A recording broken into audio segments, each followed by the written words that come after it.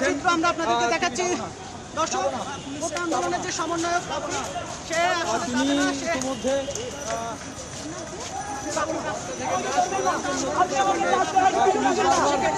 সরানোর জন্য চেষ্টা করছেন। তিনি এখানে অবস্থান দাবিতে পুলিশের পক্ষ থেকে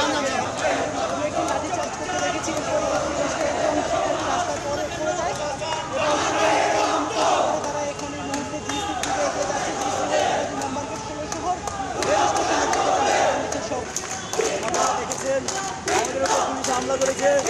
যে সংগ্রামী বোনেরা ছিল তাদেরকে হামলা করা হয়েছে, অনেকে আহত হয়ে টাইগার পাস করে আছে। আন্দোলন চালিয়ে যাচ্ছি।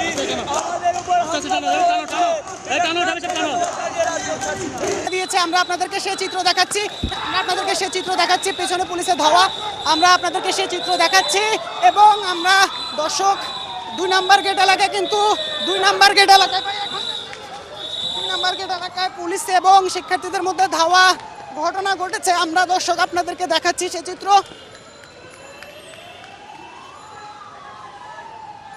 যেখানে 2 নম্বর গেট এলাকায় যেখানে কিন্তু শিক্ষার্থী এবং পুলিশের মধ্যে সংঘর্ষ হচ্ছে এবং এই মুহূর্তে শিক্ষার্থীরা কিন্তু দেখতে পাচ্ছেন আসলে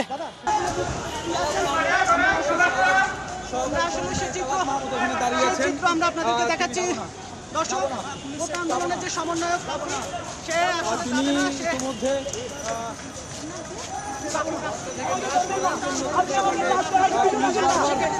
সরানোর জন্য চেষ্টা করছেন। তিনি এখানে অবস্থান দাবিতে পুলিশের পক্ষ থেকে সরানোর জন্য চেষ্টা করা হচ্ছে। তাকে সরানোর জন্য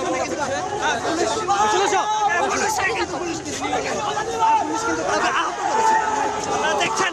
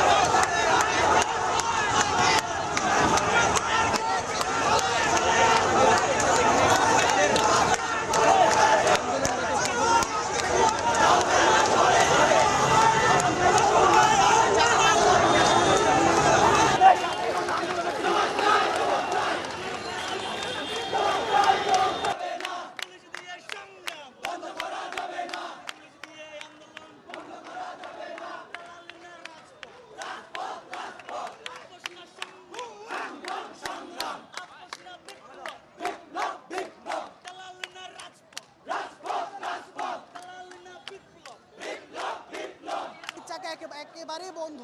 মিছিলটি কিন্তু অনেকটা শান্তিপূর্ণ ছিল। তারপরে যখন মিছিলটি 2 নম্বর গেট এলাকায় আসে, তারপরে কিন্তু আসলে মূলত এই যে 2 পক্ষের মধ্যে ধাওয়া পাল্টা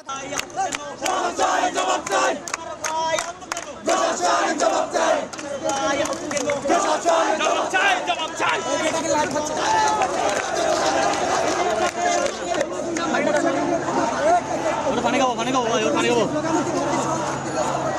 আরে নালে স্লোগান দিতে পারবো না, স্লোগান দিতে